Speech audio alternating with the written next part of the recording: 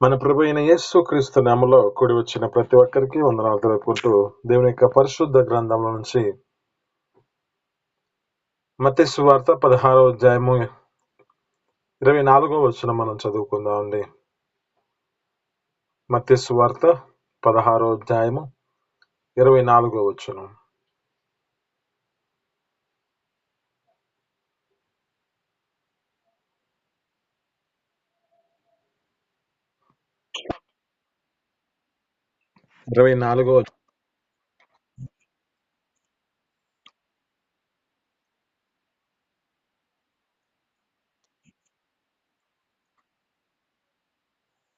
Okay, ఇక్కడ ఉన్న మాటల జ్ఞాపకం చేసుకుంటే ఈ లేఖనాలు చదువుతున్న మాటలను బట్టి నన్ను వెంపడింప కోరిన ఎడలా తన్ను తాను ఉపేక్షించుకుని తన సిలువను ఎత్తుకొని నన్ను వెంబడించవలను అంటున్నాడు. ఇక్కడ ఈ మాటలు బట్టి జ్ఞాపకం చేసుకుంటే మన జీవితాలలో మన ప్రభువైన యేసుక్రీస్తు మన కొరకు చూపించిన మార్గంలో ఆయన సంకల్పం పట్ల ఆయన మన జీవితాల్లో ఏ ఉద్దేశించాడంటే ఆ ఉద్దేశాలను మనం నెరవేర్చబడడానికి దేవుడు అంటున్న మాట ఏమిటంటే నన్ను వెంబడింపగోరిన ఎడల తన్ను తాను ఉపేక్షించుకొని, అంటే తమ జీవితాలను పరీక్షించుకొని నా యొక్క సిలువను ఎత్తుకొని నన్ను వెంబడింపాలి అంటున్నాడు. అయితే ఈ మాటలో జ్ఞాపకం చేసుకుంటే మన జీవితాలలో అంటే ఈయన ప్రభువైన యేసుక్రీస్తు సిలువను ఎత్తుకునే స్థితిలోనికి, అంటే క్రీస్తు మోస్తున్న సిలువలో మన జీవితాలు వేటిని మన జీవితాల్లో నేర్చుకోవాలో, ఏ విధమైన స్థితిలో ఎలాంటి స్థితిలో వాటిని మనం నడిపించబడితే ఆయన సన్నిధిలో ఆయన ఉపేక్షించి, అంటే మనం తను తగ్గించుకొని ఆ సిలువను ఎత్తుకొని అబ్బడించమంటున్నాడు కదా. కనుక వాటిలో మన జీవితాలు వేటిని అనుసరించి నడిపించబడాలో కొన్ని విషయాలు మనం గుర్తు చేసుకుందాం.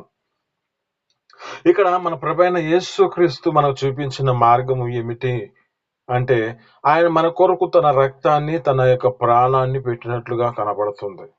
ఆయన మన కొరకు తన యొక్క సిలువ త్యాగం, ఈ యొక్క సిలువను మోసుకొని తన జీవితంలో ఎక్కడికి వెళ్ళాడు, కొండ ప్రాంతానికి వెళ్ళి తన జీవితంలో సిలువ వేయబడిన పరిస్థితి కనబడుతుంది. అయితే ఇక్కడ సిలువ వేయబడిన పరిస్థితిని గుర్తు చేసుకుంటూ మన జీవితాల్లో కూడా ప్రభువైన యేసుక్రీస్తు అంటున్న మాట ఏమిటంటే ఇప్పుడు ఆయనను ఎలాగ వెంబడించాడు, ఆయన ఎలాగ నన్ను వెంబడించాలి అని అంటున్నాడు. అంటే అక్కడ వెంబడింప కోరిన ఎడలా ముందు వారి జీవితాలను తను పరీక్షించుకోవాలి అంటున్నాడు. ఈ పరీక్షలో ఏం చేయబడాలి అంటే ఒకటి, క్రీస్తును మోయాలంటే ముందు తన యొక్క సిలువను ఎత్తుకోవాలి. ఈ సిలువను ఎత్తుకొనుట అంటే ఏమిటి అంటే మన జీవితాలలో ఎన్ని బాధలు వచ్చినా క్రీస్తును ఈ యొక్క సిలువనకు నిదర్శనం ఏమిటంటే శ్రమ, బాధ. ఈ పరిస్థితిలో తన జీవితంలో జ్ఞాపకం చేసుకుంటే ఎంత వేదనకరమైన పరిస్థితిలో సిలువను మోసుకొని అతడు ప్రభువైన యేసుక్రీస్తు ఆ కొండపైన ప్రాంతానికి వెళ్ళి సిలువ వేయబడిన పరిస్థితి కనపడింది కదా. ఇప్పుడు మనతో మాట్లాడుతున్న మాట ఏమిటంటే ఎవడైనా నన్ను వెంబడింపగోరిన ఎడలా తన్ను తాను పరీక్షించుకొని తన సిలువనెత్తుకొని నన్ను వెంబడించాలి అంటున్నాడు.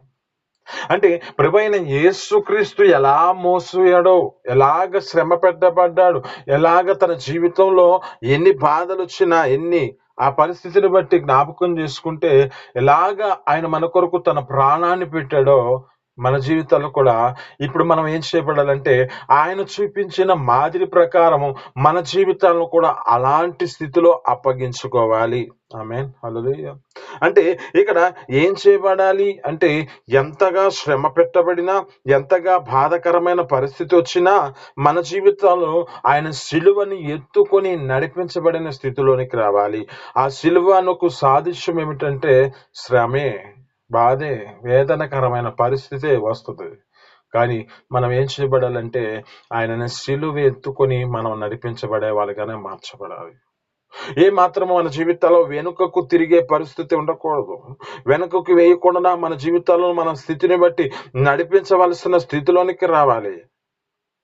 తనను సిలువను ఎత్తుకొని ఎలా వెంబడించాడో ప్రభువైన యేసుక్రీస్తు, ఎలాగ తన జీవితాన్ని అప్పగించుకున్నాడో లాంటి స్థితిలో మన జీవితాల్లో శ్రమ, బాధకరమైన పరిస్థితి వచ్చినా ఆ సిలువను ఎత్తుకొని వెంబడించే వారిగా మార్చబడాలి.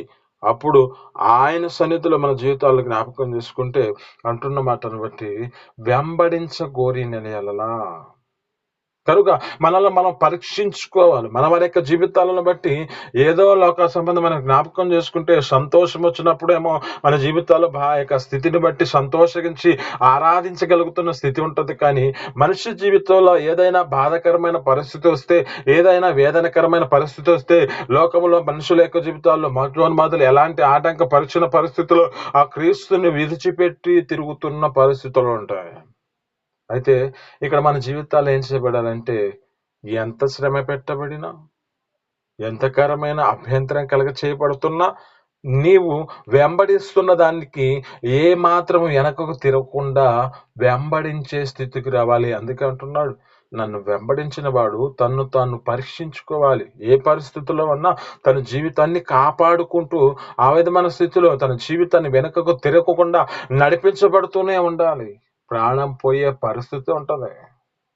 ప్రాణం ఆ యొక్క జ్ఞాపకం చేసుకుంటే ఈ యొక్క మాటను బట్టి జ్ఞాపకం చేసుకుంటే హెబ్రీలకు రాసిన పత్రికలో ఉంటది. వారి జీవితాలు ఎంతగా త్యాగం చేయబడ్డాయంటే వారి యొక్క స్థితిని బట్టి జ్ఞాపకం చేసుకుంటే రంపాలతో కోయబడిన పరిస్థితి వచ్చింది.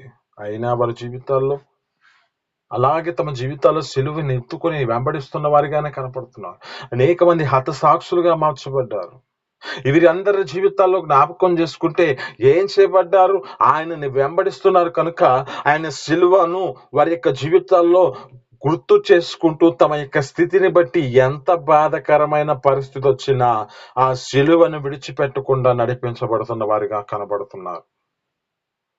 అయితే ఈ దినమున మనతో మాట్లాడుతున్న మాటలు బట్టి కూడా నన్ను వెంబడింపగోరిన ఎడల తన్ను తాను పరీక్షించుకొనవలెను అంటున్నాడు.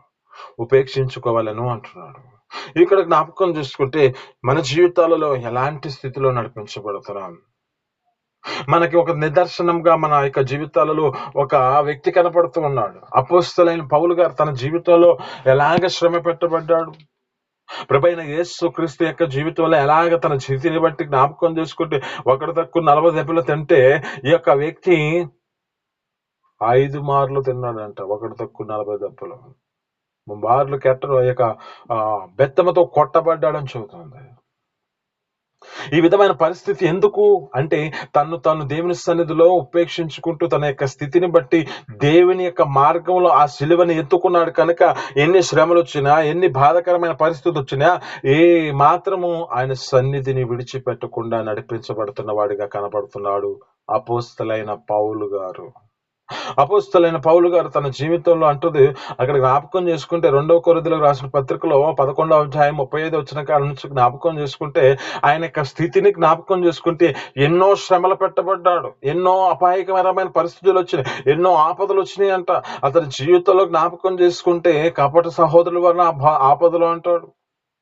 ఆ యొక్క పరిస్థితి అంతా గుర్తు చేసుకుంటే ఇతడు ఒక మాట మాత్రం మాట్లాడతాడు. ఒక మాట, నేను ఆయన ప్రేమలో నిలిచి ఉన్నాను. నా జీవితంలో ఏ శ్రమ వచ్చినా, నా జీవితంలో ఏ బాధాకరమైన పరిస్థితి వచ్చినా, ఏ ఉపద్రవం వచ్చినా, ఏ కరువు వచ్చినా, ఏ ఖడ్గం వచ్చినా నేను ఆయన ప్రేమ నుంచి నేను దూరము కాను, ఎడబాపను అంటున్నాడు. అంటే ఆ క్రీస్తు ప్రేమలో తన జీవితాన్ని నడిపించుకున్నాడు కనుక తన స్థితిని బట్టి తన జీవితంలో సిలువని ఎత్తుకొని వెంబడించాడు కనుక అలాంటి స్థితిలో ఆ యొక్క వ్యక్తి చెప్పగలుగుతున్నాడంటే అలాంటి స్థితిలో నడిపించబడ్డాడు కనుకనే ఎన్ని శ్రమలు వచ్చినా ఎన్ని బాధకరమైన పరిస్థితులు వచ్చినా అతని జీవితం ఎంతగా ఉంది అంతకుముందు స్థితి ఏ విధమైన స్థితిలో ఉన్నవాడు ఆ క్రైస్తవులను ఇబ్బంది పెట్టిన వాడే. ఏ ప్రాంతంలో ఆ యొక్క కోరిక జరుగుతున్న ఆ ప్రాంతంలో ఈ యొక్క ఆటంకపరిచే వ్యక్తిగా కనపడుతున్న వాడు ఈ యొక్క సౌలుగా ఉన్న దినాలలో. కానీ ఇప్పుడు అపోస్తలుడైన పౌలుగా మార్చబడి రక్షించబడిన తర్వాత తన జీవితంలో దేవుని కొరకు ఒక వైరాగ్యం చేత నింపబడిన వాడే. దేవుని కొరకు తన స్థితిని బట్టి ఎంతగా శ్రమ పెట్టబడినా ఎంతగా బాధాకరమైన పరిస్థితి వచ్చినా ఆ శిలువను ఎత్తుకొనకుండా ఆ శిలువను ఏమాత్రం విడిచిపెట్టకుండా వెంబడిస్తున్న వ్యక్తిగా కనబడుతున్నాడు ఈ యొక్క పౌలు గారు. ఆయన అంటున్నాడు మాట, 1 కొరింథీయులకు రాసిన పత్రికలో 11వ అధ్యాయం 1వ వచనంలో అంటాడు, నేను క్రీస్తుని పోలి నడుచుకున్నాను అంటున్నాడు. ఈ క్రీస్తుని పోలి నడుచుకున్నాడంటే ఎలాంటి స్థితిలో నడిపించబడ్డాడు కనపడుతుంది కదా. ఎలా ప్రభైన యేసుక్రీస్తు ఎలా నడిపించబడ్డాడో, ఎలాగ సిలువను ఎత్తుకొని నడిపించబడ్డాడో అలాంటి స్థితి, సిలువను ఎత్తుకున్న వాడిగా కనపడుతున్నాడు ఈ యొక్క వ్యక్తి పౌలు గారు. పౌలు గారి యొక్క జీవితంలో ఎలాంటి స్థితిలో నడిపించబడ్డాడో మనకు ఒక నిదర్శనంగా చూపిస్తున్న స్థితిని బట్టి తన జీవితంలో అంటున్న మాటలు జ్ఞాపకం చేసుకుంటే, అంతకు ముందు జీవితం వేరు, ఇప్పుడున్న జీవితం వేరు. ఆయన పూర్వం దోషకుడు, హానికరుడు, హింసకుడు అని చెబుతున్నాడు. నమ్మకమైన వాడిగా నన్ను ఎంచుకున్నాడు, పరిచర్యకరికి నన్ను ఎన్నుకున్నందుకు నేను కృతజ్ఞుడనై ఉన్నాను అంటున్నాడు. ఇంకా ఆయన అంటున్న మాటలు జ్ఞాపకం చేసుకుంటే, చావైతే లాభమే, బ్రతుకుట క్రీస్తు కొరకే. చూడండి, ఆయన ఎంతగా తన జీవితంలో ఆ మాట చెప్పగలుగుతున్నాడు, ఎంతగా తన జీవితంలో ఈ మాట అంతగా తన స్థితిని బట్టి ధైర్యంతో బోధించగలుగుతున్నాడు. అంటే అతని జీవితంలో జ్ఞాపకం చేసుకుంటే ఈ లోకంలో ఉన్నదంతా తన స్థితిని బట్టి, పరిస్థితులు కలిగే పరిస్థితులు ఉంటున్నా, ఎంతగా శ్రమ పెట్టబడుతున్నా తను దేవుని ప్రేమలో తన జీవితాన్ని ఏమాత్రం కృంగిపోకుండా నడిపించబడుతున్న వాడిగా కనపడుతున్నాడు ఈ యొక్క పౌలు గారు. ఆయన యొక్క జీవితంలో జ్ఞాపకం చేసుకుంటే తన యొక్క భారం ఏమిటి? మనిషిని తన యొక్క స్థితిని బట్టి క్రీస్తు ఎదుట సంపూర్ణులుగా చేసి ఆయన నిర్దోషులుగా నిలబెట్టాలని ఉద్దేశం ఆయనకి. ఆయన అంటాడు, నాకు ప్రసవ వేదన కలుగుచున్నది అంటున్నాడు. ఆయన జీవితంలో జ్ఞాపకం చేసుకుంటే అంత ప్రసవ వేదన ఎందుకు అంటే, మనిషి తమ జీవితాలలో పాపంలో చనిపోకూడదని, తమ యొక్క జీవితాలను దేవునికి అప్పగించాలని ఆయన ఉద్దేశించి ఉన్నాడు.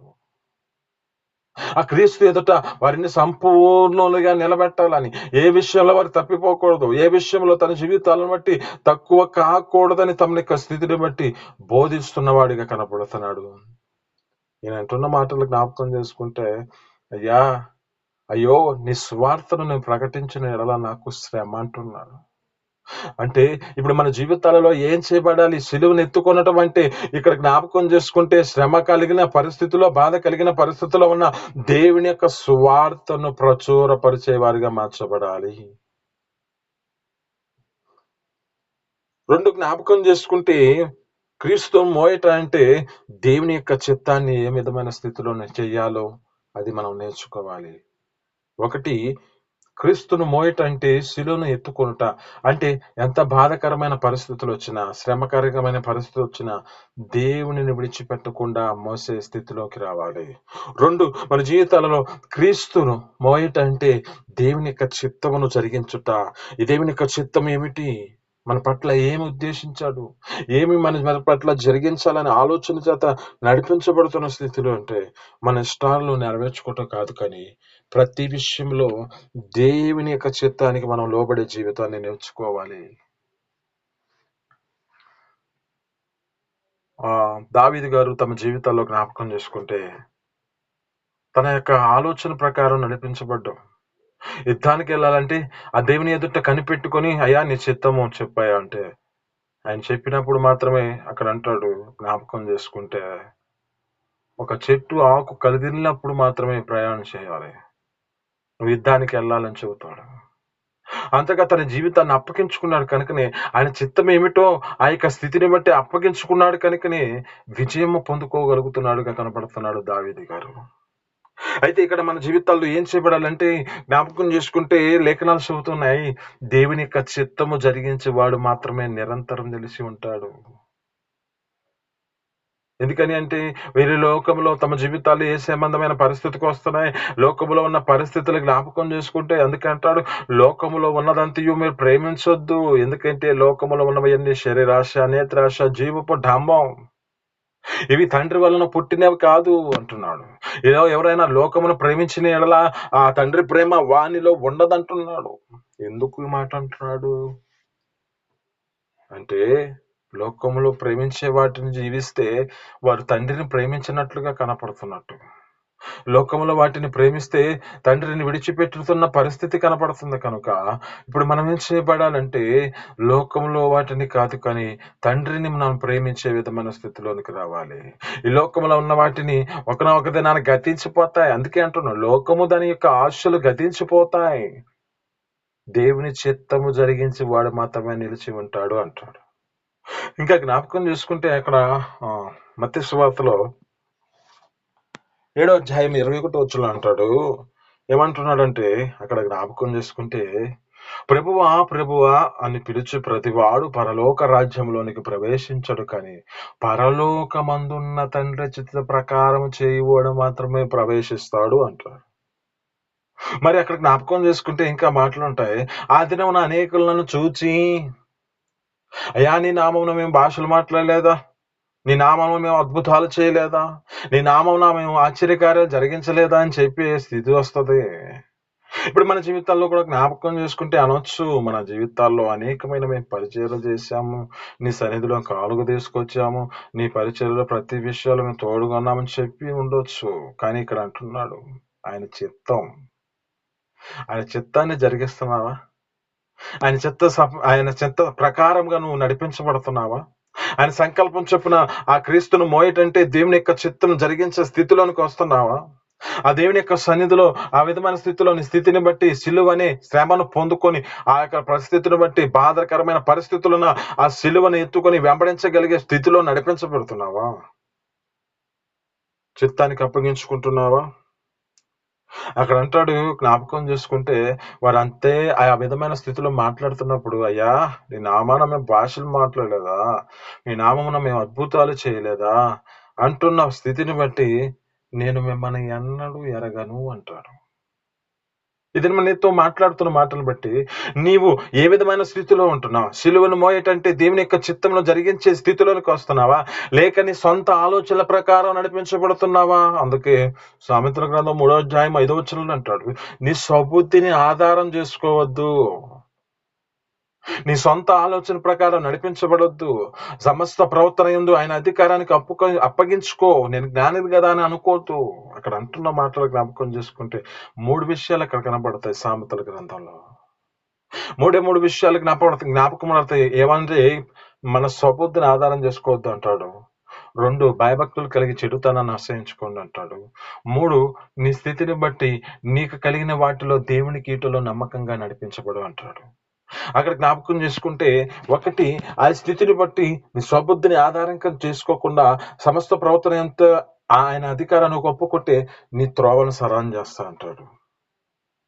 2 నీ జీవితంలో జ్ఞాపకం చేసుకుంటే ఆయన యందు భయభక్తులతో కలిగి నడిపించబడి నీ స్థితిని బట్టి చెడుతనాన్ని అసహించుకుంటే నీ జీవితంలో ఏం కలుగుతుంది అంటున్నాడంటే నీ దేహానికి ఆరోగ్యము, నీ ఎముకలకు సత్తువ కలుగుతుంది అంటాడు. 3 జ్ఞాపకం చేసుకుంటే అక్కడ అంటున్న మాట, నీ రాబడి అంతటిలో ఫలము నీ ఆస్తిలో భాగమునిచ్చి యెహోవాని గనపరచుము. అప్పుడు గనపరచిన యెడల నీ కొట్లలో ధాన్యము సమృద్ధిగా ఉంటది. నీ ద్రాక్షారసము గానుగులలో ఆ యొక్క పైకి పొర్లి పారుతుంది అంటున్నాడు. ఈ దినము నీతో మాట్లాడుతున్న మాటలు బట్టి దేవుని యొక్క సన్నిధికి వచ్చిన నీ స్థితిని బట్టి ఆ దేవుని యొక్క చిత్త ప్రకారం నడిపించబడే స్థితి ఉన్నదా? ఆ చిత్తాన్ని నెరవేర్చే స్థితిలోనికి వస్తున్నావా? ఒకసారి జ్ఞాపకం చేసుకో. క్రీస్తును మోయటంటే నీ జీవితంలో పవిత్రమైన జీవితాన్ని కూడా నడిపించబడే స్థితిలోనికి రావాలి. ఆయన జ్ఞాపకం చేసుకుంటే మనకు చూపిస్తున్నాడు. ఏమంటాడు ఒక మాట, నేను పరిశుద్ధుని కనుక మీరును పరిశుద్ధులై ఉండండి అంటున్నాడు. ఆయన మనకు చూపించిన మార్గం జ్ఞాపకం చేసుకుంటే అక్కడ అంటున్న మాటలు అదే కదా. 1 పేతురు రాసిన పత్రికలో 2:22 అంటాడు. ఏమంటాడంటే ఆయన పాపం చేయలేదు, ఆయన నోట ఏ కపటము లేదు, ఆయన దూషింపబడి బదులు దూషింపలేదు, ఆయన జీవితంలో తీర్పు తీర్చు దేవునికి తను తాను అప్పగించుకున్నాడు అంటున్నాడు. మన జీవితాల్లో కూడా అలాంటి స్థితిలోకి రావాలి. మన యొక్క స్థితిని బట్టి మన జీవితాల్లో పవిత్రతను, పరిశుద్ధతను మనం కాపాడుకునే స్థితిలోనికి రావాలి. ఆ పరిశుద్ధతలో నిలబడితే, ఆ పరిశుద్ధతలో మన జీవితాలు నడిపించబడితే, అలాంటి స్థితిలో ఉంటే ఆ దేవునికి మాదిరికరంగా మనం ఆ సిలువను ఎత్తుకున్న వారిగా మనం మార్చబడతాం. అందుకే ఆయన నేను పరిశుద్ధుడని కనుక మీరును పరిశుద్ధులైవండి అంటున్నాడు. ఇప్పుడు మనం ఏం చేయబడాలి? ఈ సిలువను మన యొక్క క్రీస్తును మోయటంటే మన జీవితాల్లో 1 సిలువను మోయట అంటే ఈ యొక్క శ్రమలలో మన జీవితాలు నిలబెట్టుకోవాలి. 2 మన జీవితాలలో దేవుని యొక్క చిత్తాన్ని మన జీవితాల్లో అప్పగించుకోవాలి. 3 మన యొక్క స్థితిని బట్టి మన పవిత్రమైన జీవితాన్ని దేవుని సన్నిధిలో నడిపించబడే స్థితిలోనికి రావాలి. లేఖనాలు చెబుతాయి. కీర్తనలు 15 అంటాడు, యెహోవా నీ గుడారములో అతిథిగా ఉండదగిన వాడెవరు? నీ పరిశుద్ధ పర్వతం మీద నివసింపదగిన వాడెవడు అంటున్నాడు. అక్కడ జ్ఞాపకం చేసుకుంటే ఎవరైతే యథార్థమైన హృదయంతో నింపబడి హృదయపూర్వకంగా నిజం పలుకుతూ తమ యొక్క జీవితాలు నడిపించబడతారో వారే ఆయన గుడారంలోనికి నివసించగలిగే వారుగా మార్చబడతారు. కనుక ఈ లోకంలో మన జీవితాలు ఏం చేయబడాలంటే పరిశుద్ధతలో నిలబడుతూ ఒక యథార్థమైన జీవితాన్ని నడిపించుకుంటూ మన జీవితాలను బట్టి న్యాయమైన స్థితిలోనికి రావాలి, కానీ అన్యాయం చేసే స్థితిలోనికి రాకూడదు. అన్యాయంగా మన జీవితాలు నడిపించబడే స్థితిలోనికి రాకూడదు. ఒక వ్యక్తి జ్ఞాపకం చేసుకుంటే తన స్థితిని బట్టి యేసు ఎవరో చూడాలని వెళ్ళిన వ్యక్తి మరి అతను మా జీవితంలో అంతగా మార్పు ఎందుకు కలిగింది అనే స్థితిని జ్ఞాపకం చేసుకుంటే అతడు ఏ విధమైన స్థితిలో ఆయనకి వాక్యం ఏం చెప్పలా, కానీ ఆ యేసుక్రీస్తు ఎదుటకు రాగానే ఆయన పరిశుద్ధుడై ఉండగా ఇతని జీవితంలో తనకున్న పాపాలు గుర్తొచ్చినాయి. ఆమేన్, హల్లెలూయా. తనలో ఉన్న పరిశుద్ధ యొక్క స్థితిని బట్టి నా జీవితం ఇలాంటి స్థితిలో ఉన్నది, నేను క్రీస్తు వలె మార్చబడాలని తన జీవితంలో అక్కడ అంటాడు. 19వ అధ్యాయంలో లూకా సువార్తలో అతని జీవితాన్ని నిలబడి ఆ వ్యక్తి చెబుతున్నాడు, అయ్యా నేను ఎవరి యొద్ద అయితే అన్యాయముగా తీసుకున్నానో దానికి 4 అంతలు చెల్లిస్తాను అంటున్నాడు. ఇప్పుడు అతని జీవితం ఎలాంటిగా మార్చబడింది అక్కడ జ్ఞాపకం చేసుకుంటే, నువ్వు అబ్రహాము కుమారుడివే, నేడు నీ ఇంటికి రక్షణ వచ్చి ఉన్నది అంటున్నాడు. ఇలాంటి జీవితం మన జీవితాలు కూడా కలిగి ఉండాలి. ఇప్పుడు ఏం చేయబడాలంటే మన స్థితిని బట్టి మన యొక్క కలిగిన పరిశుద్ధతను, యథార్థతను, న్యాయాన్ని మనం జరిగించే స్థితిలోనికి రావాలి, కానీ ఏ మాత్రం అన్యాయానికి చోటు స్థితిలోకి రాకూడదు. 4, మన జీవితాలలో ప్రేమ కలిగి ఉండడానికి ప్రయాసపడాలి. ప్రేమతో సేవ చేసే స్థితిలోనికి రావాలి. ఈ ప్రేమ విషయాల్లో జ్ఞాపకం చేసుకుంటే మన జీవితాలలో ఇప్పుడున్న పరిస్థితుల్లో జ్ఞాపకం చేసుకుంటే ఈ లోక ప్రేమ మనుషులను ఏం చేస్తుందంటే పతనానికి తీసుకెళ్తుంది. ఈ లోక ప్రేమ తమ జీవితాలను ఏ విధమైన స్థితికి తీసుకొస్తుందంటే అనేకమైన ప్రాణాలు తీసే పరిస్థితిని తీసుకొస్తుంది. కనుక మనం ఏ ప్రేమను కలిగి ఉండాలంటే దేవుని ప్రేమను కలిగి సేవ చేసే విధమైన స్థితిలోనికి రావాలి. క్రీస్తు ప్రేమను మనం చూపించే విధంగా రావాలి. క్రీస్తు మనకి ఎలాంటి ప్రేమను చూపించాడో అలాంటి ప్రేమ చేత మనం అనేక మందికి ప్రేమ చూపించి సేవ చేసే స్థితిలోనికి రావాలి. ఈ ప్రేమ కలిగి ఉండే స్థితి అంటే ఈ క్రీస్తును మోసే స్థితిలోనికి మనం ఎలాగా అంటే మన జీవితాలలో ఏ పరిస్థితిలో ఉన్నా మన యొక్క జీవితాలను బట్టి దేవుని యొక్క ప్రేమ చేత నింపబడిన వారుగా మార్చబడాలి. ఈ ప్రేమే పరిస్థితులను తమ జీవితాలలో ఎలాంటి స్థితిలోకి నడిపించబడుతుందో అక్కడ జ్ఞాపకం చేసుకుంటే అపోస్తలుడైన పౌలు అంటాడు, 1 కొరింథీయులకు రాసిన పత్రిక 13వ అధ్యాయంలో అంటాడు, ప్రేమ లేకపోతే నేను వ్యర్థుడనే అంటున్నాను. ప్రేమ లేకపోతే నేను ప్రేమించే మనసు నాకు లేకపోతే నేను వ్యర్థుడను అంటున్నాడు. అంటే అతని జీవితం ఎలాంటి స్థితిలో ఉన్నాడో తన జీవితాన్ని గ్రహించిన వాడే ఆ మాట చెప్పగలుగుతున్నాడు. ఎందుకంటే ఈ ప్రేమ అమర్యాదగా మాట్లాడదంట, ప్రేమ ఉప్పొంగదంట, ప్రేమ మనిషిని ఏం చేస్తుందంటే గౌరవిస్తుంది. ప్రేమ ఏం చేస్తుందంటే మనిషి జీవితంలో పరిశుద్ధతను ఆ యొక్క స్థితిని బట్టి ప్రతి మనిషిని ప్రేమిస్తూ తమ స్థితిని బట్టి ఏ స్థితిలో ఉన్న తమ జీవితాలు ఏ అపాయకరమైన పరిస్థితులు తీసుకొచ్చినా ప్రేమించే మనసు మన ప్రభువైన యేసుక్రీస్తు కదా. అందుకే కదా వారి యొక్క జీవితాల్లో జ్ఞాపకం చేసుకుంటే సిలువ వేసిన సమయంలో కూడా ప్రభువైన యేసుక్రీస్తు ఆ యొక్క చనిపోయే స్థితిలో కూడా మాట్లాడుతున్న మాట, అయ్యా వీరేమి చేయుచున్నారో వీరెరుగరు, వీరిని క్షమించండి అంటున్నాడే. మన జీవితాల్లో కూడా జ్ఞాపకం చేసుకుంటూ మన యొక్క స్థితిని బట్టి మనకి అనేకమైన మేలు చేసే వారిని మనం ఏ విధమైన స్థితిలో పొంగుతాము, కానీ పరిస్థితిని బట్టి ఎవరైనా కీడు చేస్తే ఆ వ్యక్తి ఎప్పుడు దొరుకుతాడా అనే స్థితిలోనికి వస్తూ ఉంటాం. కానీ మన జీవితాల్లో ప్రేమతో మన స్థితిని బట్టి నడిపించబడితే ఆ ప్రేమ మన జీవితాలలో సిలువను మోయటకు ఆ యొక్క క్రీస్తును మోయటకు నిదర్శనముగా కనబడుతుంది. కనుక ప్రేమతో ప్రతి ఒక్క విషయాల్లో సేవ చేసే విధమైన స్థితిలోనికి వద్దాం. అలాగే 5వది మన జీవితాలలో చిన్ని మాట, మంచి సాక్ష్యం చేత నింపబడాలి. ఈ లోకములో మన జీవితాలను బట్టి ఈ లోకంలో ఉన్న ఆ పరిస్థితులను బట్టి కాదు, కానీ మన జీవితాలలో ఏ విధమైన స్థితిలో ఉండాలంటే మంచి పేరు, ఆ దేవుని ఎదుటికి వచ్చిన మన జీవితాలలో ఈ పేరు కలిగిన వారిగా ఆ స్థితిలో నడిపించబడాలి, కానీ ఏదో లోకముల పరిస్థితిని బట్టి కృంగిపోతూ తమ జీవితాలు నడిపించబడుతున్న స్థితిలోనికి రాకూడదు. అంటే ఆ లోకంలో ఉన్న పేర్లు కన్నా మనకిచ్చిన పేరు గొప్పది. ఈ పేరు చేత మనం నింపబడిన వారమై మార్చబడిన స్థితిలోనికి రావాలి. అంటే సాక్ష్యం, మంచి సాక్ష్యం, మంచి పేరు. ఈ పేరు ఏంటంటే క్రీస్తులోనికి మనం వెంబడిస్తున్నప్పుడు, మనం రక్షణ పొందుకున్నప్పుడు ఒక పేరు పొందుకున్నాం. ఆ పేరుని మనం నిలబెట్టుకునే స్థితిలోనికి రావాలి, కానీ ఇక పాత పేరు మాత్రం గుర్తు రాకూడదు. అందుకే కదా అంటాడు ఒక మాట, ఆ పిలిపిలికి రాసిన పత్రిక 4:22 కరెక్ట్ గుర్తులేదు. ఏపీఎస్సీ రాసిన పత్రిక 4:22 అక్కడ అంటాడు, మునుపటి ప్రవర్తన అయితే ప్రాచీన స్వభావం, చెడిపోయిన స్వభావం కలిగిన స్థితిలో నడిపించబడ్డా. అయితే ఇప్పుడు మనం ఏం చేయబడాలంటే క్రీస్తును ధరించిన వారమై, నూతనమైన యథార్థమైన హృదయం చేత నింపబడిన వారమై, నవీన స్వభావం చేత నింపబడిన వారమై ధరించుకొని క్రీస్తు పోలికగా సృష్టించబడిన ఆ స్వభావం ధరించిన వారుగా మార్చబడాలి. ఆమేన్, హల్లెలూయా. అంటే ఇప్పుడు మనకి ఏ పేరు ఉంది అంటే, మనం ఒక రక్షణ పొందుకున్న తర్వాత మనకు ఒక పేరు ఇచ్చాడు దేవుడు. ఆ పేరుని మన జీవితాల్లో మంచి సాక్ష్యం, అంటే ఆ పేరుకు తగిన జీవితాన్ని మనం నడిపించుకోవాలి, కానీ పాత పేరుగా మనం మార్చబడకూడదు. ఆమేన్, హల్లెలూయా. అయితే ఈ మాటలు జ్ఞాపకం చేసుకుంటే, ఈ 5 మాటలు మన జీవితాలలో నెరవేర్చి దేవుడు కృప చూపించి ఈ యొక్క మాటలు మీ వినికిడిలో దీవించి ఫలించును గాక. చిన్ని ప్రార్థన.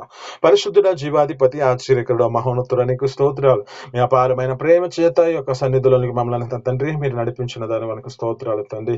ఏదైనా నా తండ్రి నాకు ఇచ్చిన ఈ యొక్క ధన్యతను బట్టి నేను స్తోత్రాలు అయ్యా. నా తండ్రి ఈ యొక్క వర్తమానం బట్టి 3వ వర్తమానంగా నా తండ్రి మీరు ఇచ్చిన యొక్క దాన్ని బట్టి నా స్తోత్రాలు తండ్రి. అంతగానో నన్ను ప్రేమించి నీ సన్నిధిలో సేవలు వాడుకుంటున్నాను బట్టి నా స్తోత్రాలు. కృపతో జ్ఞాపకం చేసుకుని అయ్యా క్రీస్తుని మోయట మాకు నేర్పించిన దాన్ని బట్టి నీ స్తోత్రాలు తండ్రి. సిలువను ఎత్తుకొని వెంబడించటం అంటున్నాం. అటు కృప మా జీవితాల్లో ఎన్నో శ్రమలు వచ్చిన, ఎన్నో బాధాకరమైన పరిస్థితులు ఉన్నా మేము నిన్ను వెంబడించే కృపను మాకు దయచేయండి. అలా నేను చిత్తానికి అప్పగించుకునే కృపను మాకు దయచేయండి. నీ చిత్తానుసారంగా నడిపించబడితే నిన్ను మోయట అంటున్నాం. అటు కృప మాకు అనుగ్రహించి మీ సన్నిధిలో సహాయం చేయండి. అలానే తండ్రి క్రీస్తును వ్యాయాన్ని తండ్రి నిన్ను మోయట అన్న తండ్రి పవిత్రమైన జీవితాన్ని యథార్థంగా న్యాయముగా నడిపించబడే స్థితిని మాకు కలుగు చేయండి. ఆయనకు స్తోత్రాలు అయ్యా. నా తండ్రి ప్రేమతో నా తండ్రి సేవ చేసే కృపను మాకు దయచేయండి. ఎన్నో కీడులు తండ్రి వ్యాప్తించిన అయ్యా మేము ప్రేమతో సమాధాన పరిచే కృపను మాకు దయచేసి మీ సన్నిధిలో సహాయం చేయండి. మంచి పేరు చేత అయ్యా మాకు ఇచ్చిన రక్షణ భాగ్యం తర్వాత ఇచ్చిన పేరును మేము నిలబెట్టుకునే కృపను మాకు దయచేసి మీ సన్నిధిలో నిలబెట్టుకొని నీకే మహిమ ఘనత ప్రభావాలు తెచ్చుకోమని యేసు పరిశుద్ధ నామమున అడిగి పొందుకొని జీవిస్తున్నాం తండ్రి. ఆమేన్.